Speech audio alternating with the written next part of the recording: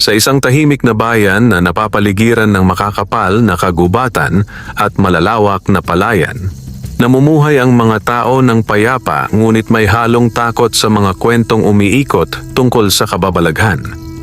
Sa tuwing sumasapit ang dilim, nagiging mas tahimik ang paligid at tila ba may mga matang nagmamasid mula sa kadiliman. Isa sa mga tagapangalaga ng kaayusan sa bayang ito ay si Randy, isang matapang at matapat na pulis. Kilala siya sa kanyang pagiging walang kinatatakutan at sa kanyang dedikasyon sa tungkulin. Bata pa lamang siya ay pangarap na niyang maging alagad ng batas upang maprotektahan ang mga mahihina at mapanatili ang kapayapaan sa kanilang lugar. Ngunit hindi tulad ng ibang pulis, may isang lihim si Randy na hindi niya kailanman ipinagsasabi kahit kanino. May kaibigan siya, isang duwende. Ang pagkakakilala nila ay nagsimula maraming taon na ang nakalipas noong siya ay isang batang paslit pa lamang. Isang hapon, habang siya ay naglalaro sa gilid ng kagubatan, napadpad siya sa isang bahagi na hindi pa niya nararating. Doon, nakita niya ang isang maliit na nilalang na nakahiga sa ilalim ng punong kahoy, sugatan at halos hindi makagalaw. Sa halip na matakot, nilapitan niya ito. Ang nilalang ay isang duwende, maliit, may kakaibang anyo, at may matang tila nagliliwanag sa gitna ng dilim. Sa kabila ng itsura nito, dama ni Randy ang kabutihan sa kanyang presensya. Tinulungan niya ang duwende. Ginamot niya ang sugat nito gamit ang mga dahon na itinuro sa kanya ng kanyang lola.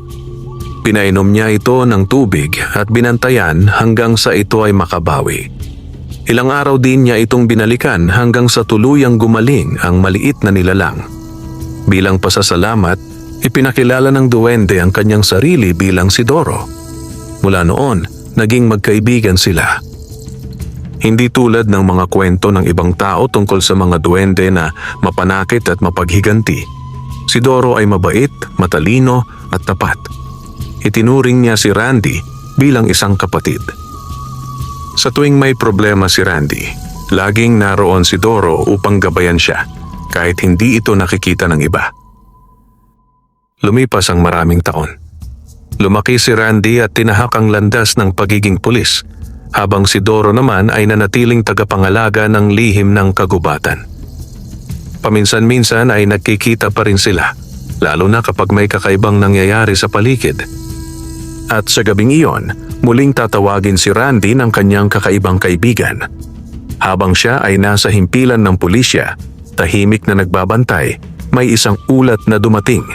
May nawawalang magsasaka sa gilid ng kagubatan. Ayon sa mga nakakita, huli itong namataan habang papasok sa masukal na bahagi ng gubat na matagal nang iniiwasan ng mga tao. Hindi ito ang unang pagkakataon. Sa mga nakaraang linggo, may ilan pang nawawala sa parehong lugar. Walang bakas, walang bangkay at walang paliwanag. Nagboluntaryo si Randy na siya ang manguna sa investigasyon. Sa kanyang puso, may kakaibang kaba. Hindi ito simpleng kaso. At alam niyang may kinalaman dito ang mga nilalang na hindi kayang ipaliwanag ng karaniwang tao.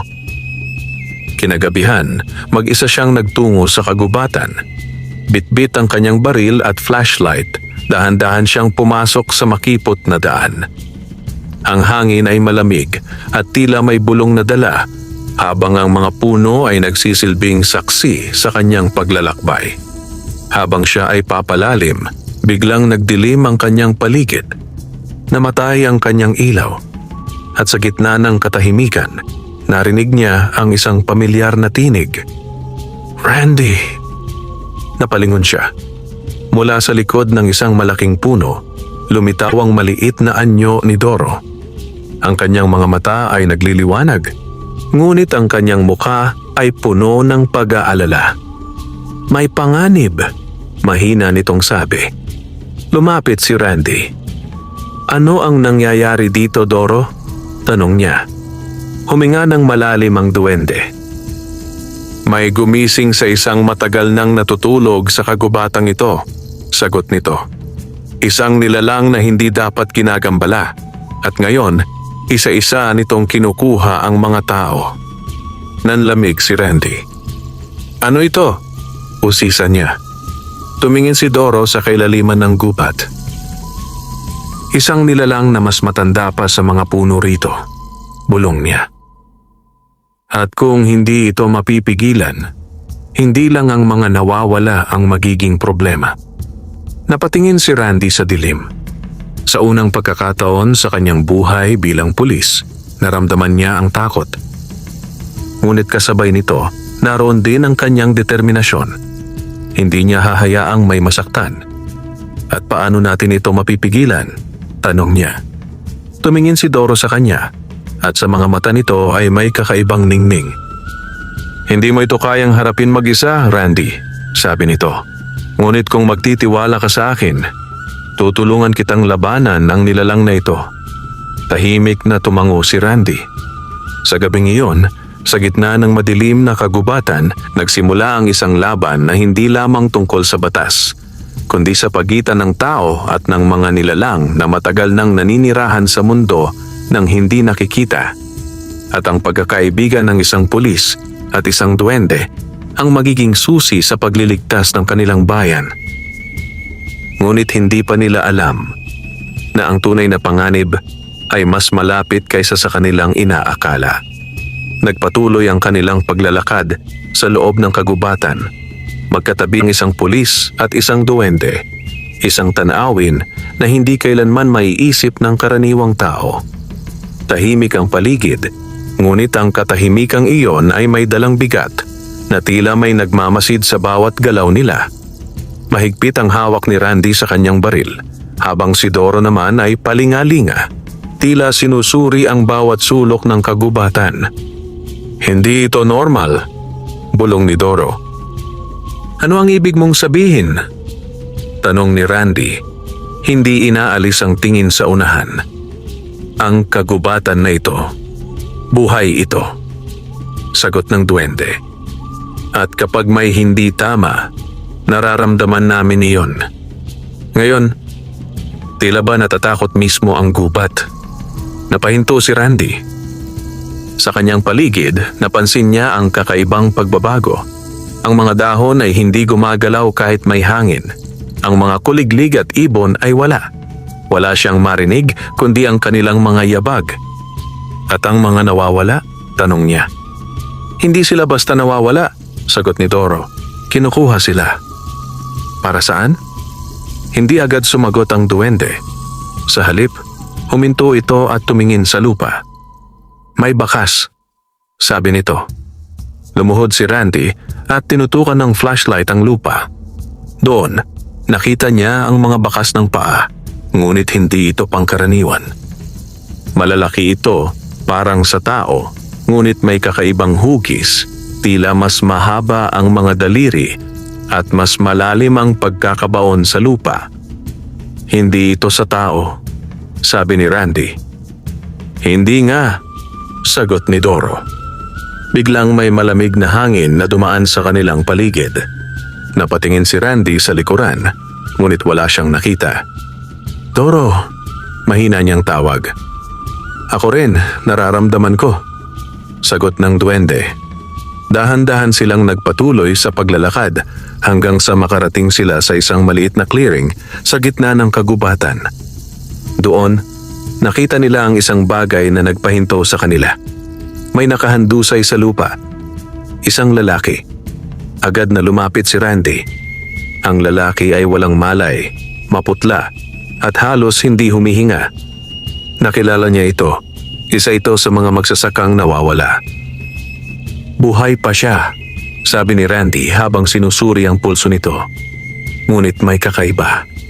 Walang sugat sa katawan ng lalaki. Wala ring dugo. Ngunit tila ba naubos ang kanyang lakas. Parang may kumuha ng kanyang sigla.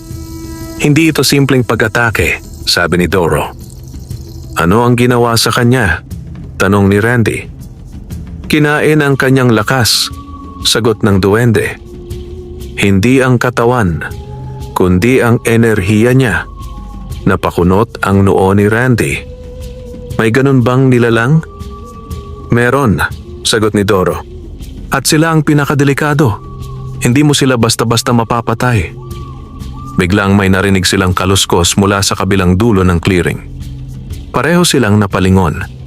Sa gitna ng dilim, may isang anino na unti-unting gumagalaw palabas mula sa likod ng mga puno. Matangkad, payat, at tila ba hindi ganap na tao. Randy!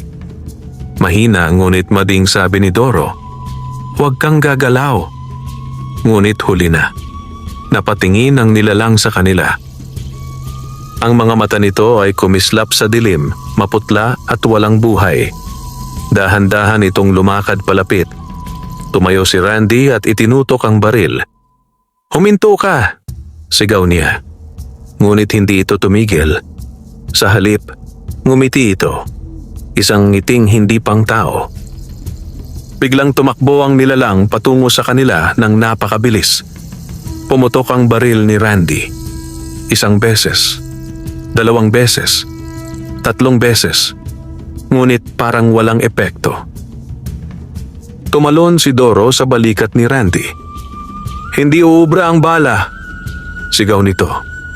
Mabilis na kumilos si Randy at hinila ang walang malay na lalaki palayo. Ngunit bago pa siya makalayo, naramdaman niya ang malamig na presensya sa kanyang likuran. Paglingon niya, nasa harap na niya ang nilalang. Napaatras siya. At sa unang pagkakataon, nakita niya ng malinaw ang itsura nito. Ang balat ay maputla at tila nabubulok. Ang mga mata ay walang buhay, ngunit gutom na gutom. Ang bibig ay bahagyang nakanganga na tila naghahanap ng susunod na biktima. Hindi ito ang tunay na kalaban, bulong ni Doro. Ano? Tanong ni Randy habang pilit na pinipigilan ang takot. Isa lang itong alipin. Biglang sumigaw ang nilalang at sinugod si Randy. Ngunit bago pa ito makalapit, itinaas ni Doro ang kanyang maliit na kamay at bumulong ng isang sinaunang salita. Biglang nagliwanag ang paligid. Parang may puwersang nagtulak sa nilalang palayo. Napasigaw ito at napaatras, tila nasusunog sa liwanag. Ngayon na, sigaw ni Doro. Mabilis na hinila ni Randy ang lalaki at tumakbo palayo sa clearing. Hindi na siya lumingon. Tanging ang tunog ng kanyang mabilis na paghinga at ang malalakas na tibok ng kanyang puso ang kanyang naririnig. Pagkalayo nila, huminto sila sa isang bahagi ng gubat na tila mas ligtas. Ibinaba ni Randy ang lalaki at napaupo sa lupa. Ano iyon? Hingal niyang tanong. Tahimik si Doro sa loob ng ilang sandali. Masama ito, sagot nito. Kung may mga alipin na, ibig sabihin gising na talaga siya. Sino? Tanong ni Randy. Tumingin si Doro sa malalim na bahagi ng kagubatan. At hindi pa natin siya nakikita. Natahimik si Randy. Ngunit alam niya, ang laban na ito ay nagsisimula pa lamang. Hindi agad nakapagsalita si Randy matapos ang kanilang pagtakas. Nakaupo siya sa lupa habang hinihingal. Katabi ang lalaking kanilang nailigtas. Ang malamig na hangin ng kagubatan ay tila mas mabigat ngayon at ang dilim ay parang mas lalong lumalim. Tama na muna dito, sabi ni Doro habang pinagmamasdan ng paligid. Ligtas ba tayo? Tanong ni Randy, bagaman ramdam niya sa sarili na wala nang tunay na ligtas sa gabing iyon. Sa ngayon, sagot ng duwende. Pero hindi magtatagal. Tumingin si Randy sa lalaking kanilang nailigtas. Mahina ang paghinga nito, ngunit buhay pa. Dahan-dahan niyang pinunasan ang pawis sa noo ng magsasaka. Kailangan natin siyang madala pabalik, sabi niya. Hindi pa, mabilis na sagot ni Doro. Napatingin si Randy sa kanya. Bakit? Dahil kapag lumabas tayo ngayon, susundan tayo, paliwanag ng duwende. Hindi pa tayo ligtas at hindi pa tapos ang kailangan mong malaman. Natahimik si Randy. Anong ibig mong sabihin? Tanong niya. Umupo si Doro sa isang maliit na ugat ng puno At tila nagbago ang kanyang anyo, hindi pisikal, kundi ang aura nito. Mula sa pagiging simpleng duwende, tila naging mas matanda at mas seryoso ang kanyang presensya. Randy, panimula niya, matagal ko nang gustong sabihin ito sa'yo, pero hindi pa handa ang panahon noon. Napakunot ang noo ni Randy. Sabihin mo na. Huminga ng malalim si Doro. Hindi lang basta kagubatan ang lugar na ito, sabi niya. Ito ay hangganan. Hangganan? Ulit ni Randy. Hangganan ng mundo ng tao at ng mundo ng mga nilalang na matagal nang naninirahan dito. Paliwanag ng duwende. Mga nilalang na hindi nakikita ng karamihan, ngunit may kapangyarihang lampas sa iyong naiisip. Tahimik na nakinig si Randy. Ang mga duwende, engkanto, lamang lupa, bahagi lang kami ng mundong iyon, dagdag ni Doro. At may mga tagapangalaga sa bawat bahagi ng kagubatan. Tulad mo? Tanong ni Randy. Hindi, umiling si Doro. Mas mababa ako sa kanila. Ako ay tagapagbantay lamang, isang gabay. Naramdaman ni Randy ang bigat ng mga salitang iyon. Kung gayon, sino ang gumising sa nilalang na iyon? Nagtagal bago sumagot si Doro. Hindi siya ginising, mahina nitong sabi. Siya ay pinalaya. Napatingin si Randy sa kanya. Ibig mong sabihin, may tao na may kagagawan nito? Tumango si Doro. At ang taong iyon ay may layunin. Biglang sumagi sa isip ni Randy ang mga ulat na kanyang nabasa nitong mga nakaraang linggo. May ilang estrangherong nakita sa baryo. May mga nagpuputol ng puno sa ipinagbabawal na bahagi ng kagubatan. May mga naguhukay sa lupa na tila may hinahanap. May naghahanap ng kapangyarihan. Bulong ni Randy. Hindi lang kapangyarihan, sagot ni Doro, kundi control. Napalunok si Randy. Kung ganoon, ang nilalang na iyon ay isang sinaunang bantay, putol ni Doro. Isang nilalang na nilikha upang protektahan ang isang bagay na hindi dapat makuha ng kahit sino. Tahimik ang paligid. Anong bagay? Tanong ni Randy. Tumingin si Doro sa kanya. Isang lihim na matagal nang itinago sa kagubatang ito. Isang kapangyarihan na kayang baguhin ang balanse ng mundo ng tao at ng mundo namin. Napahawak si Randy sa kanyang ulo. Bakit parang ako lang ang walang alam sa lahat ng ito? Sabi niya. Dahil ikaw ay tao, sagot ni Doro. At karamihan sa inyo ay hindi dapat malaman ang ganitong katotohanan. Pero ako ay nasa gitna nito ngayon, maring sabi ni Randy. At iyon ang dahilan kung bakit kailangan mong maintindihan, sagot ng duwende. Tumahimik si Randy. Makalipas ang ilang sandali, nagsalita siya muli. Anong kailangan kong gawin? Tumingin si Doro sa kanya ng diretsyo. Kailangan mong maging higit pa sa isang pulis. Napakunot ang noo ni Randy. Anong ibig mong sabihin? Ang kalaban mo ay hindi sumusunod sa batas ng tao, paliwanag ni Doro. Hindi ito kayang talunin ng baril, ng batas o ng lakas lamang. Kung ganoon, ano ang kailangan ko? Unti-unting tumayo si Doro. Kailangan mong matutong makita ang hindi nakikita at maniwala sa hindi mo pa nauunawaan. Biglang nagbago ang hangin sa kanilang paligid. Naramdaman ni Randy ang kakaibang enerhiya na umiikot sa kanila. Ano ang ginagawa mo? Tanong niya. Panandalian kitang bibigyan ng kakayahang makita ang tunay na anyo ng kagubatan, sagot ni Doro. Bago pa makapagsalita si Randy, itinaas ni Doro ang kanyang kamay at bumulong ng mga salitang hindi maintindihan. Biglang nagliwanag ang paligid. Napapikit si Randy at nang muling dumilat, napaatras siya. Ang kagubatan na kanyang nakikita ay nagbago. Ang mga puno ay tila mas matanda, mas buhay. May mga aninong gumagalaw sa pagitan ng mga sanga. May mga matang nakatingin mula sa dilim. At sa malayo, may mga nilalang na hindi niya maipaliwanag. Diyos ko, bulong niya. Ito ang tunay na mundo na nakatago sa paningin ng tao, sabi ni Doro. Biglang may isang presensya na lumitaw sa malayo.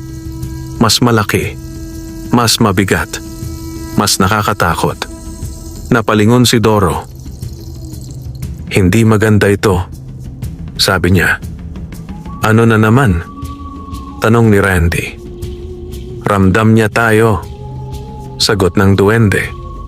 At sa gitna ng kagubatan, isang malalim na ungol ang umalingaw-ngaw. Parang galing sa kailaliman ng lupa. Napatingin si Randy sa direksyon ng tunog at sa kanyang nakita, doon niya napagtanto. Ang nilalang na kanilang nakita kanina ay wala pa sa kalahati ng tunay na panganib at ang susunod na haharap sa kanila ay hindi na basta alipin, kundi ang tunay na bantay ng lihim at maaaring hindi nila ito kayanin. Nanginginig ang lupa sa ilalim ng kanilang mga paa. Ang malalim na ungol na kanilang narinig ay hindi pangkaraniwan. Hindi ito tunog ng hayop ni ng tao. Ito ay tila nagmumula sa kailaliman ng kagubatan, parang isang bagay na matagal nang nakakulong at ngayoy tuluyang nagising. Napatingin si Randy sa direksyon ng tunog. Ang kanyang puso ay mabilis na tumitibok at ang kakaibang paningin na ibinigay ni Doro ay lalo lamang nagpalala ng kanyang kaba. Sa pagitan ng mga puno may mga aninong gumagalaw, ngunit isa ang namumukod tangi, isang napakalaking anyo.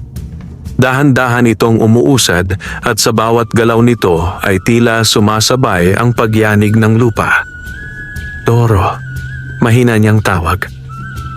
Alam ko, sagot ng duwende na ngayon ay seryoso at nakatuon ang tingin sa papalapit na presensya.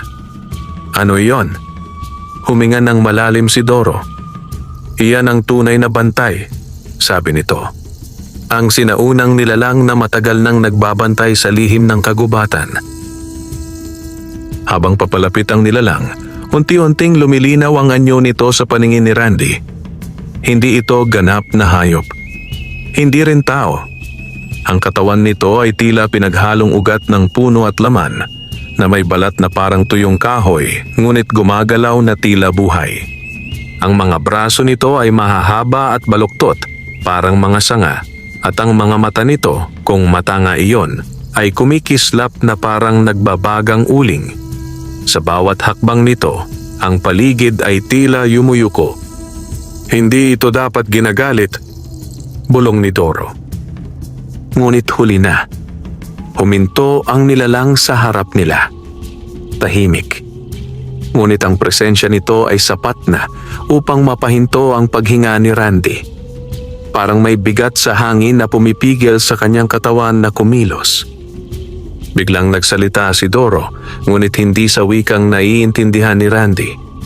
Ang kanyang tinig ay naging malalim, sinauna, at may dalang kapangyarihan. Tila nakikipag-usap siya sa nilalang. Sandaling tumahimik ang lahat. At pagkatapos, umalingaw-ngaw ang isang malakas na sigaw mula sa nilalang. Napaatras si Randy. Hindi siya naniniwala sa atin, sabi ni Doro, na ngayon ay bahagyang hinihingal. Ano ang ibig niyang sabihin? Tanong ni Randy. Para sa kanya, ikaw ay isang tao, sagot ng duwende. At ang mga tao ang may kagagawa ng pagkagambala sa kanyang tungkulin. Pero wala akong ginawa, mariing sabi ni Randy. Hindi iyon mahalaga sa kanya, sagot ni Doro. Para sa kanya, pare-pareho kayong mga tao. Biglang kumilos ang nilalang. Sa isang iglap, inabot nito ang isang malaking puno at parang wala lang itong hinugot mula sa lupa. ibinato nito iyon sa kanilang direksyon. "Takbo!" sigaw ni Doro. Mabilis na kumilos si Randy at umiwas. Ang puno ay bumagsak sa lupa at nagdulot ng malakas na pagyanig. Hinila niya ang lalaking kanilang iniligtas at pilit na itinayo ito sa kanyang balikat. "Hindi tayo makakatakas kung hindi natin siya mapipigilan," sabi niya. "Hindi natin siya matatalo sa lakas," sigaw ni Doro. "Kailangan natin siyang pakalmahin." "Paano?" Ngunit bago pa makasagot si Doro, muling sumugod ang nilalang. Sa pagkakataong ito, direkta itong tumungo kay Randy. Napaatras siya, ngunit nadapa dahil sa bigat ng lalaking kanyang pasan. Sa isang iglap, nasa ibabaw na nila ang nilalang. Itinaas nito ang kanyang malaking braso, handang durugin si Randy. Napapikit si Randy, ngunit sa halip na sakit, isang maliwanag na liwanag ang sumabog sa kanilang paligid. Napadilat siya. Sa harap niya, si Doro ay nakatayo. Ang kanyang maliit na katawan ay nagliliwanag at ang kanyang mga mata ay puno ng kapangyarihan. "Hindi mo siya maaaring saktan!" sigaw ni Doro sa wikang hindi maintindihan ni Randy. Huminto ang nilalang. Ang braso nito ay nanatiling nakataas, ngunit hindi bumagsak. Tila ba may pumipigil dito? Nagpatuloy si Doro sa pagsasalita. Ang kanyang tinig ay parang hangin na dumadaloy sa buong kagubatan. Unti-unting bumaba ang braso ng nilalang, ngunit hindi ito tuluyang umatras. Sa halip, yumuko ito ng bahagya, tila sinusuri si Randy. Naramdaman ni Randy ang bigat ng tingin nito. Parang hinuhusgahan siya. Parang sinusukat ang kanyang pagkatao. "Randy," mahina ngunit madiing sabi ni Doro, "huwag kang gagalaw at huwag kang matatakot." Pinilit ni Randy na kumalma. Huminga siya ng malalim, kahit ang puso niya ay tila lalabas na sa kanyang dibdib. Dahan-dahan niyang ibinaba ang kanyang baril. Ipinakita niya na wala siyang balak lumaban. Sandaling tumahimik ang lahat. At pagkatapos, isang malalim na ungol ang muling lumabas sa nilalang. Ngunit sa pagkakataong ito, hindi na ito galit. Tila ito ay nag-iisip. Unti-unti itong umatras. Isang hakbang, dalawa, hanggang sa tuluyan itong tumalikod at naglaho sa dilim ng kagubatan. Napabagsak si Randy sa lupa, hindi dahil sa pagod, kundi sa bigat ng kanyang naranasan. "Ano ang nangyari?" tanong niya. Lumapit si Doro muli sa kanyang maliit na anyo. "Hindi pa tapos," sabi nito. Ngunit pansamantala, hindi kanya itinuturing na kaaway. Napahinga si Randy, ngunit hindi pa siya lubos na kampante. Kung hindi siya ang kalaban, sabi niya, kung siya ay bantay lamang. "Kung ganoon," putol ni Doro, "may mas masahol pa sa kanya." Tahimik ang paligid. "Ang nagpalaya sa kanya," dagdag ng duwende, "ang tunay nating kalaban." Napatingin si Randy sa madilim na bahagi ng kagubatan. Sa kanyang isip, nagsisimula ng mabuo ang isang mas malaking larawan. Hindi ito simpleng kaso ng nawawalang tao. Hindi rin ito basta kwento ng kababalaghan. Ito ay isang laban sa pagitan ng mga taong naghahangad ng kapangyarihan at ng mga nilalang na matagal nang nagbabantay laban dito. At sa gitna ng lahat, siya, isang simpleng pulis. Ngunit alam niya na ngayon, hindi na siya simpleng pulis lamang. At ang susunod na hakbang nila ay mas mapanganib pa kaysa sa kanilang hinarap. Dahil ang tunay na kalaban ay maaaring isang tao, at ang taong iyon ay maaaring mas mapanganib kaysa sa anumang nilalang sa kagubatan. Madilim pa rin ang kagubatan, ngunit ang katahimikan nito ay nagbago. Hindi na ito basta tahimik, ito ay tila naghihintay. Parang may nalalapit na unos na hindi pa tuluyang sumasabog. Nakaupo si Randy sa isang malaking ugat ng puno habang hinihingal, pinapakalma ang sarili. Katabi niya ang lalaking kanilang nailigtas na unti-unti nang nagkakaroon ng malay. Si Doro naman ay nakatayo sa kanyang balikat, nakatingin sa malayo. "Hindi na tayo maaaring magtagal dito," sabi ng duwende. "Tama ka," sagot ni Randy. "Kailangan na nating makabalik at madala siya sa baryo." Ngunit bago pa sila makakilos, napaubo ang magsasaka. Agad na lumapit si Randy. "Hoy, gising ka na," sabi niya. "Ligtas ka na." Dahan-dahang nagmulat ng mata ang lalaki. Nanginginig ang kanyang katawan at ang kanyang mga mata ay puno ng takot. Nandyan pa ba siya?" Mahina niyang tanong. "Sino?" tanong ni Randy. Napalingon ang lalaki sa paligid, tila may hinahanap. "Yung lalaki?" bulong niya. "Yung may dalang ilaw sa ilalim ng lupa." Napatingin si Randy kay Doro. "Anong ibig niyang sabihin?" tanong niya. "Pakinggan mo siya," sagot ng duwende. Muling nagsalita ang magsasaka, hirap na hirap. "May nakita akong kuweba," sabi niya. "May mga taong naghuhukay. May dala silang kakaibang kagamitan. At may isang lalaki, siya ang pinuno." "Ano ang itsura niya?" agad na tanong ni Randy. Hindi ko masyadong nakita ang muka," sagot ng lalaki. "Pero ang kanyang mga mata, parang hindi normal. Parang may apoy." Nanlamig si Randy. "At ano ang ginagawa nila sa kuweba?" tanong niya. "May hinahanap sila," sagot ng magsasaka. "May binubuksan isang lumang pintuan at nang mabuksan nila, nanginginig ang lalaki. May lumabas. Tahimik ang paligid." "Yun ang nilalang," bulong ni Randy. Umiling ang magsasaka. Hindi lang yon," sabi niya. "May isa pa." Napatingin si Doro. "Ano ang ibig mong sabihin?" tanong ng duwende. "Yung lalaki," sagot ng magsasaka. Hindi siya natakot. Sa halip, parang siya pa ang may kontrol. Napatingin si Randy kay Doro. "Ibig mong sabihin," sabi niya, "kaya niyang utusan ng mga nilalang?" "Kung totoo iyon," sagot ni Doro, "hindi siya ordinaryong tao." Unti-unting tumayo si Randy. "Kung may kuweba," sabi niya, "kailangan natin itong hanapin." "Hindi basta-basta," babala ni Doro. "Kung siya ang nagpalaya sa bantay, ibig sabihin may alam siya sa sinaunang kapangyarihan." "Wala tayong choice," sagot ni Randy. "Kung hindi natin siya mapipigilan, mas marami pang mawawala." Tahimik si Doro sa loob ng ilang sandali. Pagkatapos ay tumango.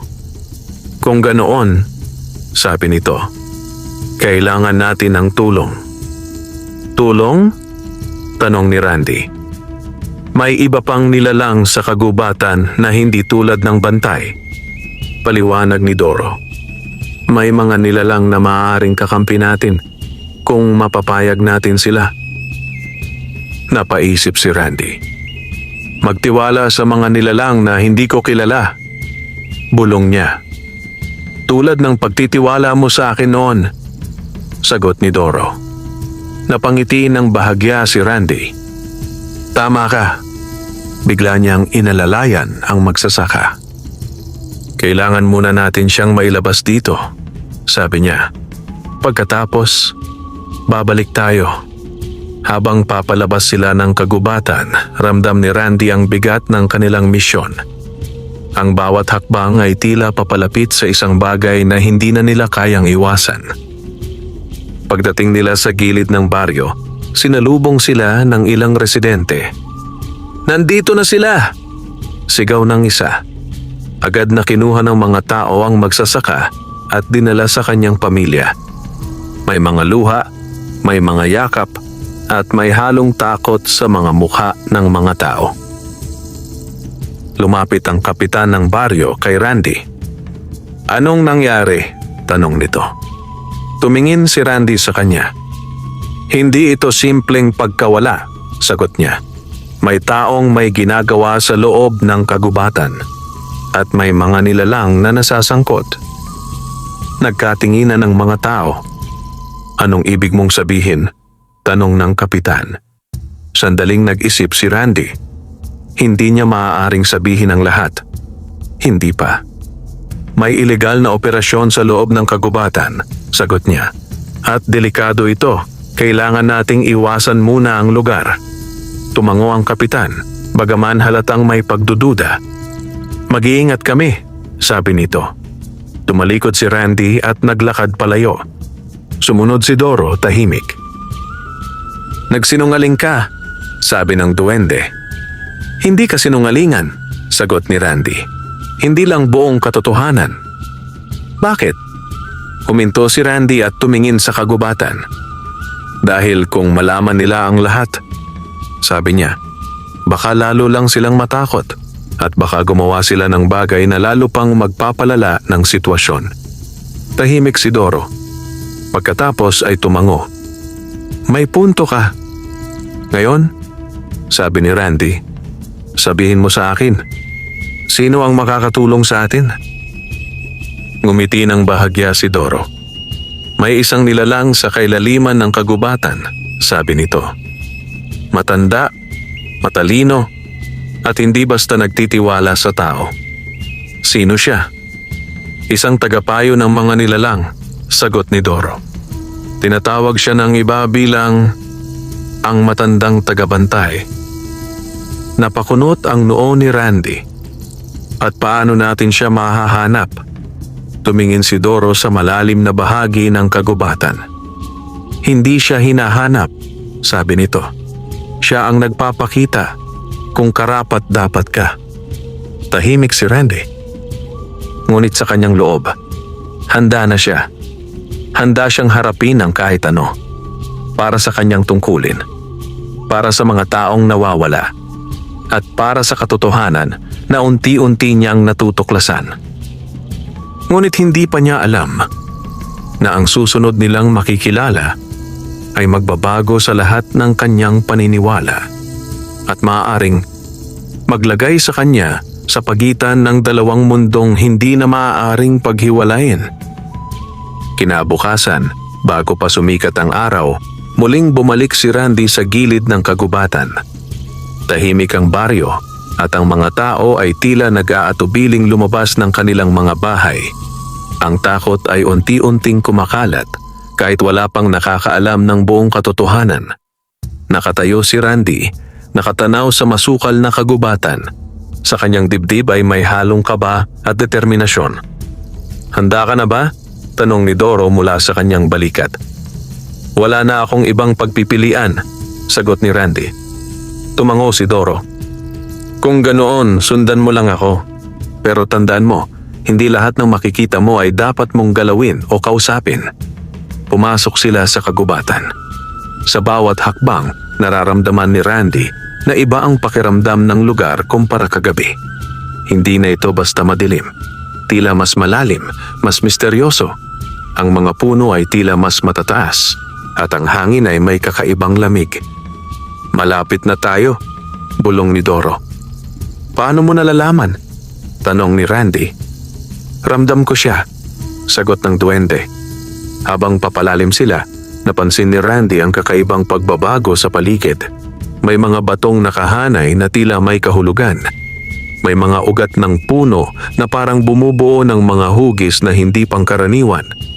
At sa wakas, nakarating sila sa isang maliit na bahagi ng kagubatan na tila hiwalay sa lahat. Isang bilog na lugar. Walang damo. Walang ingay. Tahimik. "Dito," sabi ni Doro. "Nasaan siya?" tanong ni Randy. Hindi agad sumagot ang duwende. Sa halip, lumapit ito sa gitna ng bilog at yumuko. Matandang tagabantay. Mahina ngunit malinaw nitong tawag. Kami ay humihingi ng pahintulot na humarap sa inyo. Tahimik.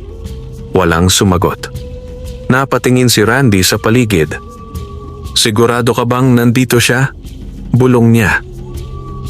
Bago pa makasagot si Doro, biglang umihip ang malakas na hangin. Nagsimulang gumalaw ang mga ugat ng puno. Ang lupa ay tila bahagyang umangat. At sa gitna ng bilog, may isang anyo na unti-unting nabubuo. Napaatras si Randy. Ang anyo ay parang pinaghalong tao at puno. Ang kanyang katawan ay tila gawa sa kahoy, ngunit buhay. Ang kanyang mukha ay matanda, kulubot at puno ng karunungan. Ang kanyang mga mata ay malalim, tila kayang basahin ang kaluluwa ng sino mang tumingin dito. Ako ay nakikinig. Malalim na boses ang umalingaw-ngaw. Napayuko si Doro. Matandang tagabantay, sabi nito. Dumating kami upang humingi ng tulong. Tahimik ang nilalang. Unti-unti nitong ibinaling ang tingin kay Randy. At ikaw, sabi nito. Isang tao. Naramdaman ni Randy ang bigat ng titig nito. Parang hinuhusgahan siya. Bakit ka narito sa lugar na hindi para sa inyong lahi? Tanong ng nilalang. Huminga ng malalim si Randy. May mga taong nawawala, sagot niya. At may isang taong gumagamit ng kapangyarihan na hindi niya dapat hawakan. Tahimik ang matandang tagabantay. At bakit mo ito pinakikialaman? Tanong nito. Dahil tungkulin ko, sagot ni Randy. At dahil hindi ko hahayaang may masaktan. Matagal na katahimikan ang sumunod. Pagkatapos, isang mabagal na pagtango. May katapangan ka, sabi ng nilalang. Ngunit ang katapangan ay hindi sapat. Alam ko, sagot ni Randy. Kaya kami nandito. Tumingin ang matandang tagabantay kay Doro. Ikaw ang gumabay sa kanya, sabi nito. Opo, sagot ni Doro. Alam mo ang kapalit nito? Natahimik si Doro. Opo. Napakunot ang noo ni Randy. Anong kapalit? Tanong niya. Ngunit hindi siya sinagot ng duwende. Sa halip muling nagsalita ang matandang tagabantay. Ang nilalang na gumising, sabi nito, ay hindi masama. Siya ay isang bantay. Alam namin, sagot ni Randy. Pero may gumagamit sa kanya. Tumango ang nilalang. Isang tao na nakahanap ng paraan upang kontrolin ang enerhiya ng kagubatan, sabi nito. Isang taong may kaalaman, ngunit walang paggalang. Paano namin siya mapipigilan? Tanong ni Randy. Tahimik ang matandang tagabantay. Pagkatapos ay itinaas nito ang kanyang kamay. Biglang nagliwanag ang isang bahagi ng lupa. Mula doon may isang maliit na bagay na umangat. Isang anting-anting. Isang maliit na piraso ng kahoy na may ukit na kakaibang simbolo. Ito ay isang susi, sabi ng nilalang. Hindi para buksan, kundi para isara. Kinuha ni Randy ang anting-anting. Pagkahawak niya rito, naramdaman niya ang kakaibang init na dumaloy sa kanyang katawan. Makakatulong ito sa iyo na harapin ang nilalang, sabi ng matandang tagabantay. Ngunit tandaan mo, hindi ito sandata. Kung hindi sandata, ano ito? Tanong ni Randy. Isang paalala, sagot ng nilalang, na ang tunay na laban ay hindi sa lakas, kundi sa layunin. Tahimik si Randy. Nasaan ang taong iyon? Tanong niya. Unti-unting ibinaling ng matandang tagabantay ang kanyang tingin sa kailaliman ng kagubatan. Sa ilalim ng lupa, sabi nito, kung saan nagsimula ang lahat. Napatingin si Randy sa direksyon na itinuro nito. Ang kuweba. Maraming panganib ang naghihintay sa iyo. Dagdag ng nilalang. At hindi lahat ay kayang iligtas. Napahigpit ang hawak ni Randy sa anting-anting. Gagawin ko ang lahat ng makakaya ko, sabi niya. Tinitigan siya ng matandang tagabantay. At iyon ang magpapasya ng iyong kapalaran. Unti-unting naglaho ang anyo ng nilalang.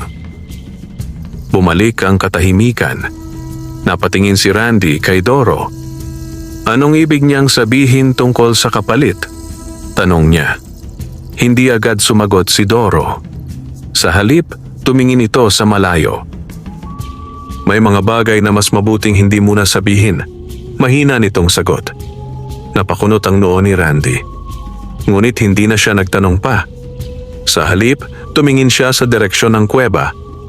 Doon magsisimula ang susunod nilang laban. At sa pagkakataong ito, wala nang atrasan dahil ang susunod nilang haharapin ay hindi lamang isang nilalang, kundi ang taong may hawak ng kadiliman.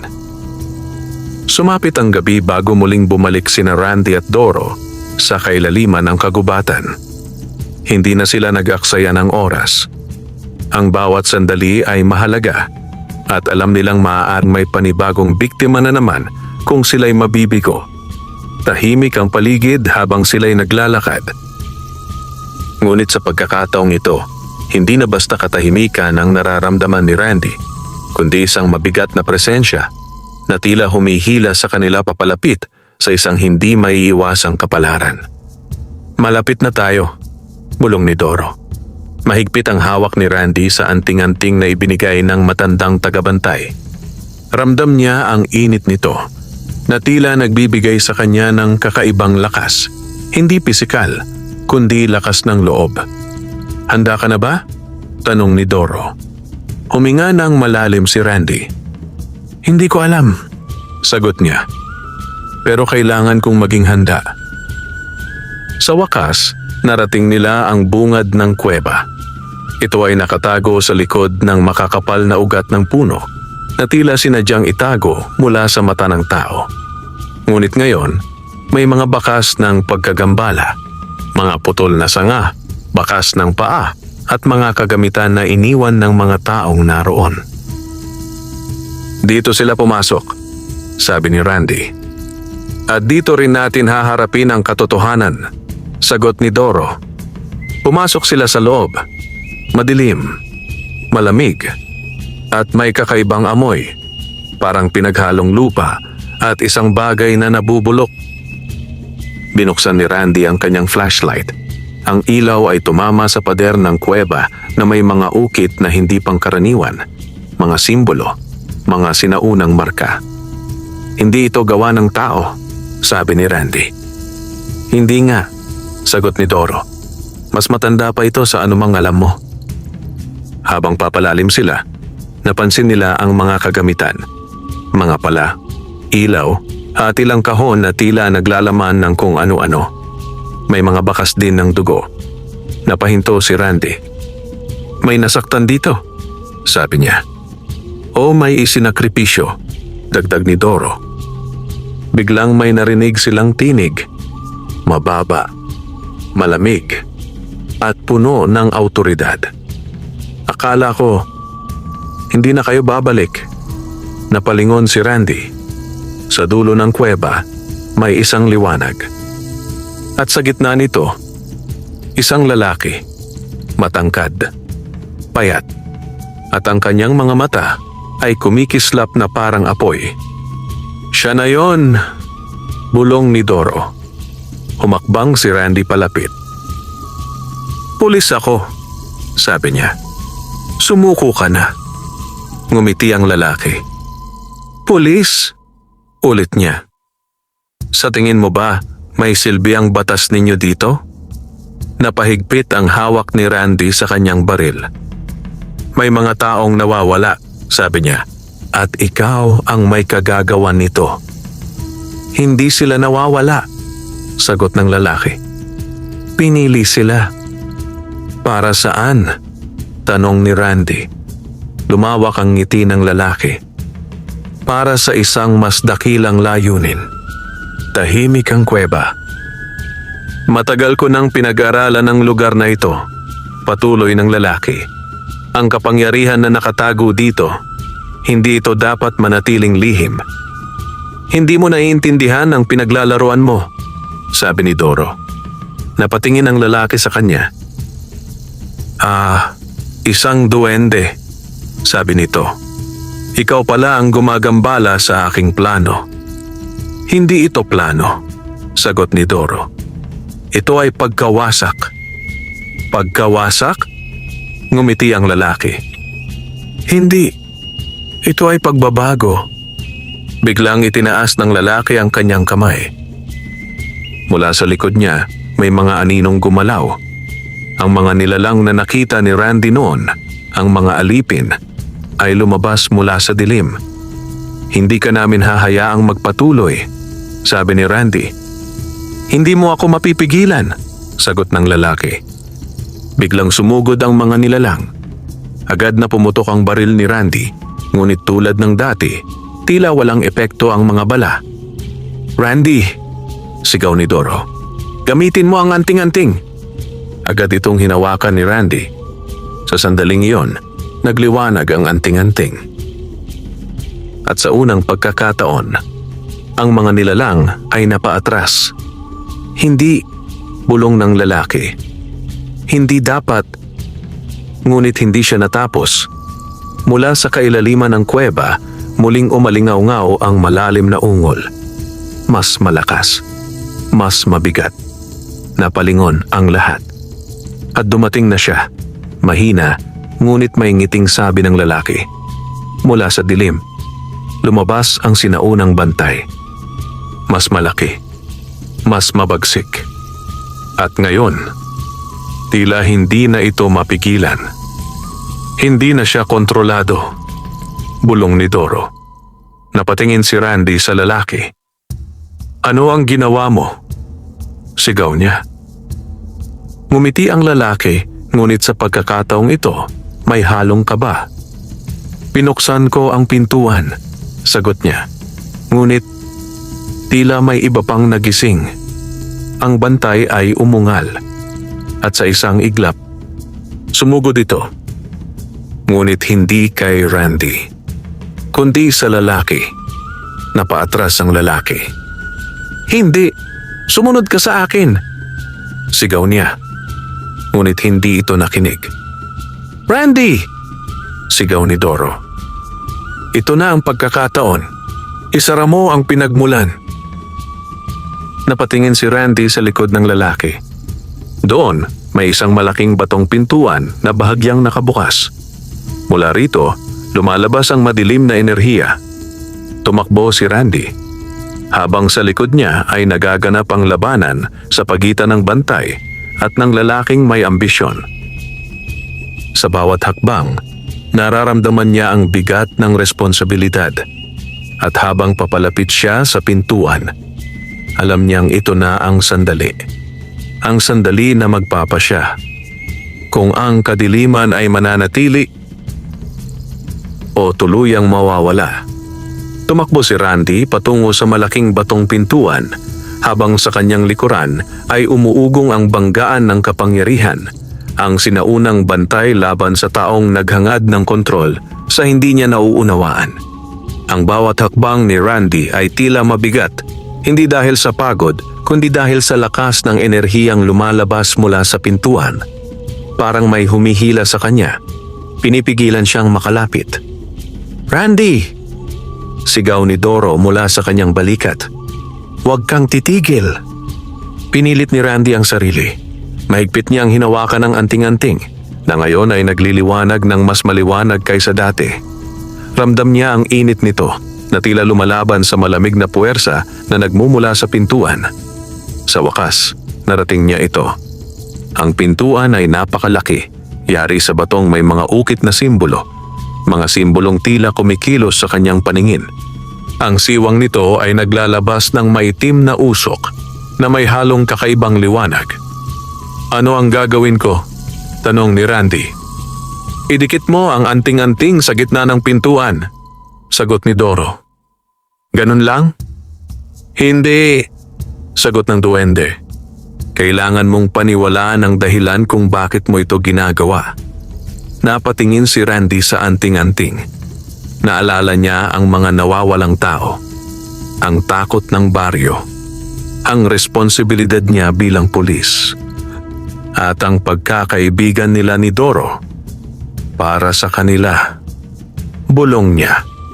Dahan-dahan niyang inilapit ang anting-anting sa gitna ng pintuan. Sa sandaling ito'y dumikit. Sumabog ang liwanag. Napapikit si Randy. Isang malakas na puwersa ang umalon mula sa pintuan at ang buong kuweba ay nagsimulang manginig. "Hindi!" sigaw ng lalaki sa likuran. Napalingon si Randy. Ang lalaki ay pilit na tinataboy ang bantay, ngunit halatang nahihirapan na. Ang kanyang mga mata ay hindi na ganoon katiyak, may halong takot na. "Ano ang ginagawa mo?" sigaw nito kay Randy. "Tinutuparan ang dapat mangyari," sagot ni Randy. "Hindi mo naiintindihan," sigaw ng lalaki. "Ang kapangyarihang ito, kaya nitong baguhin ang mundo. At sirain din ito," sigaw ni Randy pabalik. Biglang lumakas ang liwanag mula sa pintuan. Ang mga simbolo ay nagsimulang kumilos, tila nagsasara ang isang sinaunang mekanismo. Ngunit hindi ito basta nangyayari. Naramdaman ni Randy ang matinding sakit sa kanyang dibdib. Parang may kumukuha sa kanyang lakas. "Ano ito?" sigaw niya. "Ang kapalit," sigaw ni Doro. "Kailangan ng kapalit para maisara ang pintuan." Napatingin si Randy sa kanya. "Ito ba ang sinasabi mo kanina?"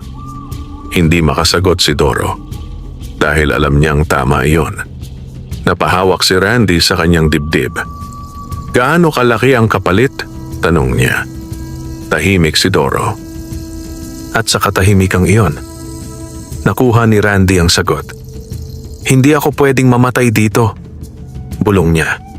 "Kailangan pa ako ng mga tao."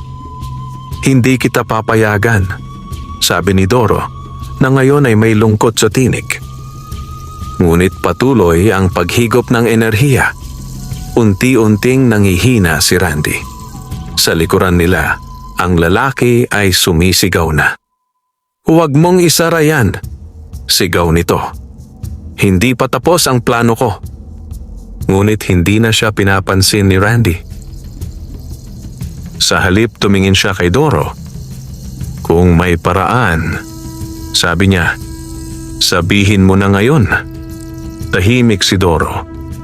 Pagkatapos, lumapit ito sa anting-anting. "At kung ako ang maging kapalit?" mahina nitong sabi. Napatingin si Randy. "Hindi!" agad niyang sagot. "Mas matagal na akong nabubuhay kaysa sayo," sabi ni Doro. "At ito ang tungkulin ko bilang tagapagbantay." "Kaibigan kita," sabi ni Randy.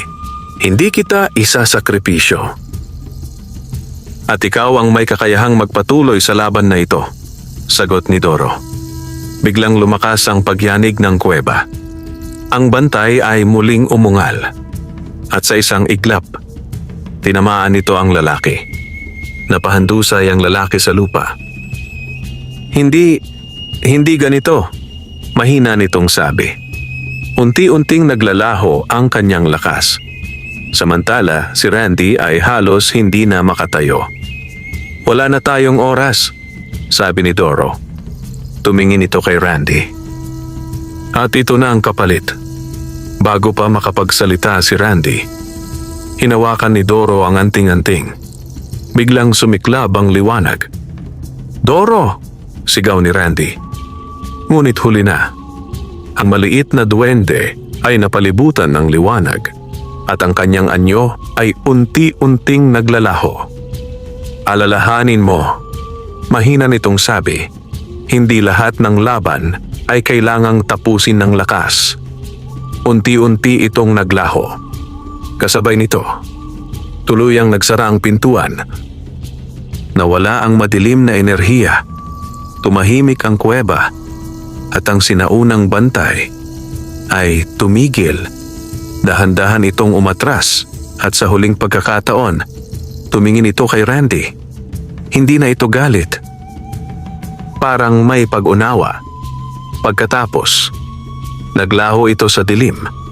Napaupo si Randy sa lupa. Pagod, wasak, at mag-isa. Tahimik ang paligid. Ang lalaking may ambisyon ay wala na ring galaw. At ang kapangyarihang kanyang hinangad ay tuluyan ng nawala. Ngunit kapalit nito ay isang kaibigang hindi na niya muling makikita. Napatingin si Randy sa kanyang kamay. Wala na ang anting-anting. At wala na si Doro. Ngunit sa kanyang puso, alam niyang hindi pa tapos ang lahat.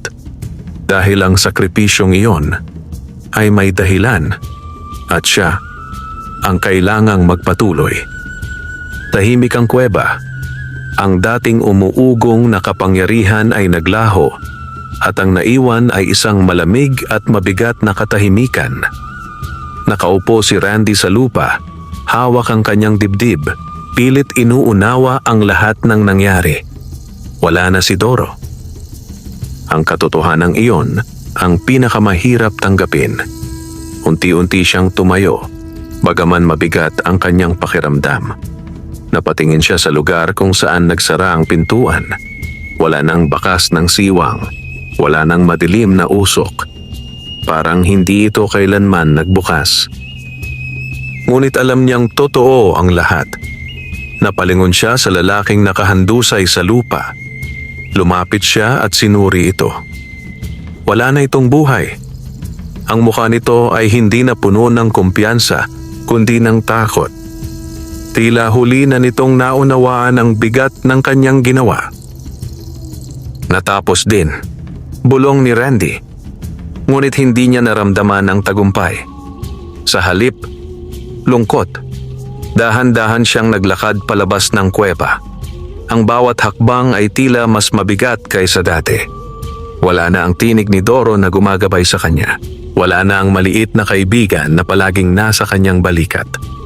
Paglabas niya ng kuweba, sinalubong siya ng malamlam na liwanag ng umaga. Tahimik ang kagubatan. Ngunit sa pagkakataong ito, hindi na ito nakakatakot.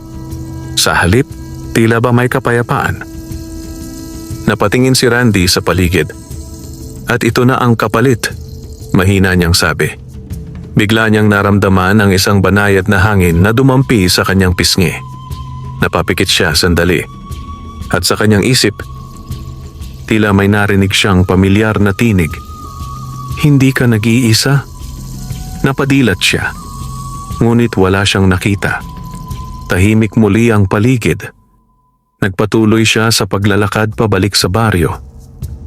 Pagdating niya, agad siyang sinalubong ng mga tao. Randy, ano ang nangyari?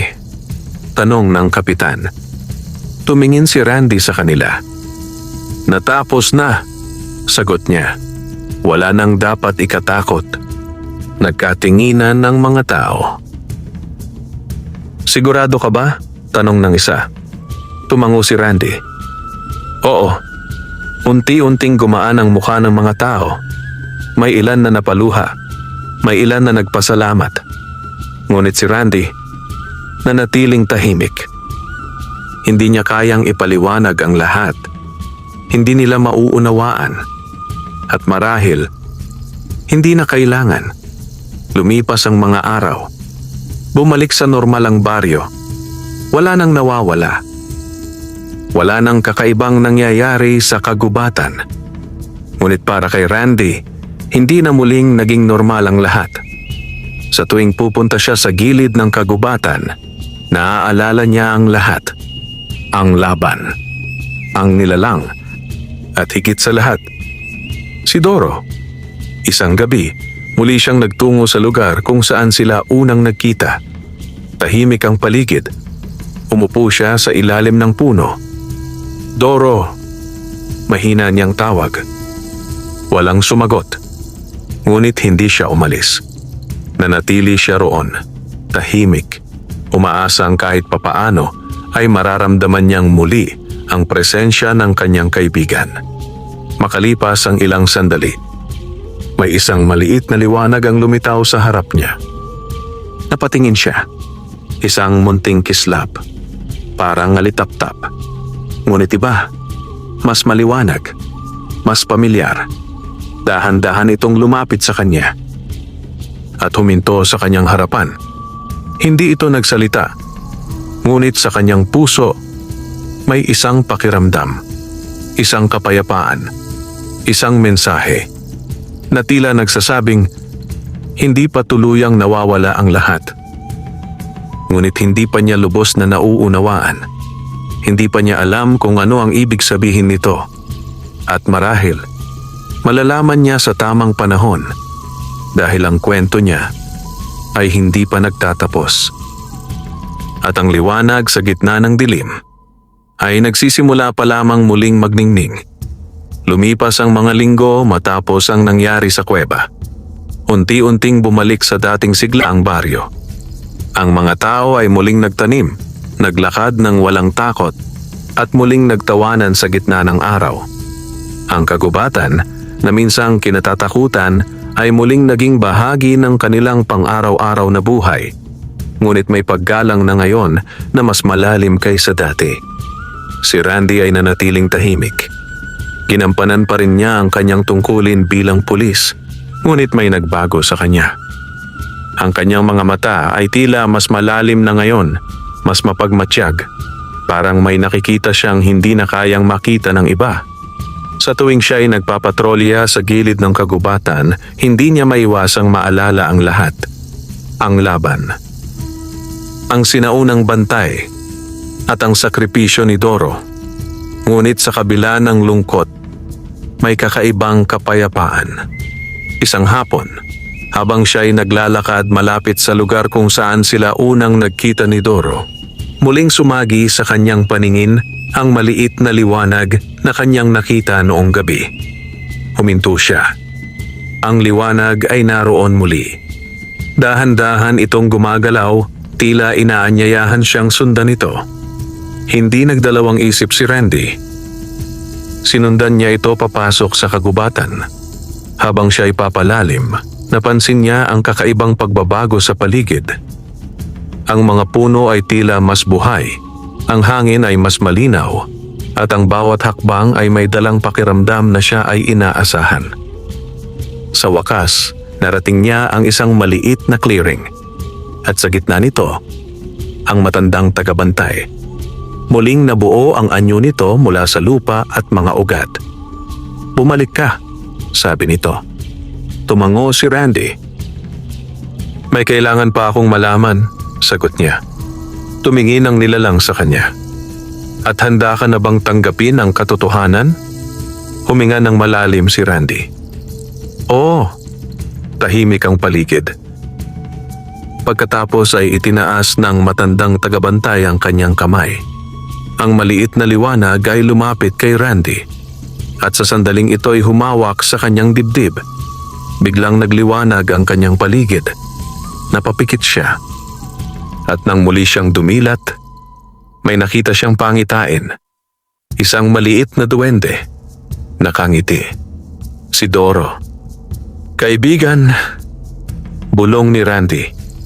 Ngunit hindi ito nagsalita. Sa halip, ang kanyang anyo ay unti-unting naging liwanag. At ang liwanag na iyon ay pumasok kay Randy. Napaatras siya. "Ano ito?" tanong niya. "Ang kanyang diwa," sagot ng matandang tagabantay. Hindi siya tuluyang nawala. Siya ay naging bahagi ng balanse ng kagubatan. At ngayon, bahagi na rin ng iyong lakas. Naramdaman ni Randy ang kakaibang init sa kanyang dibdib. Hindi ito sakit, kundi isang presensya, isang pamilyar na pakiramdam. "Doro," mahina niyang sabi. "At mula ngayon," dagdag ng nilalang, "ikaw na ang magiging tulay." "Tulay?" tanong ni Randy. Sa pagitan ng mundo ng tao at ng mundo ng mga nilalang, paliwanag nito, ikaw ang magbabantay sa balanse. Tahimik si Randy. "Hindi ako handa sa ganitong tungkulin," sabi niya. "Walang sino man ang tunay na handa," sagot ng matandang tagabantay.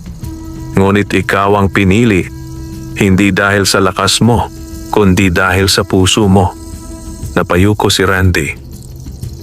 Sa kanyang isip, muling bumalik ang mga alaala. Ang pagtulong niya kay Doro noong bata pa siya. Ang kanilang pagkakaibigan. Ang sakripisyo. Unti-unti siyang tumango. Kung ito ang kailangan, sabi niya, tatanggapin ko. Tahimik ang paligid. Pagkatapos, isang banayad na hangin ang umihip at ang anyo ng matandang tagabantay ay muling naglaho. Naiwan si Randy sa clearing, ngunit hindi na siya nag-iisa. Dahan-dahan siyang naglakad palabas ng kagubatan. Sa bawat hakbang nararamdaman niya ang bagong responsibilidad. Hindi na lamang siya isang pulis. Isa na siyang tagapangalaga. Sa paglabas niya sa kagubatan, sumikat ang araw. Ang liwanag nito ay tumama sa kanyang muka. At sa unang pagkakataon, matapos ang lahat, napangiti siya. Sa kanyang puso, alam niyang naroon pa rin si Doro. At sa bawat hakbang niya, dala niya ang alaala at lakas ng isang pagkakaibigang hindi kailanman mawawala. Mula noon, si Randy ay naging higit pa sa isang tagapagtanggol ng batas.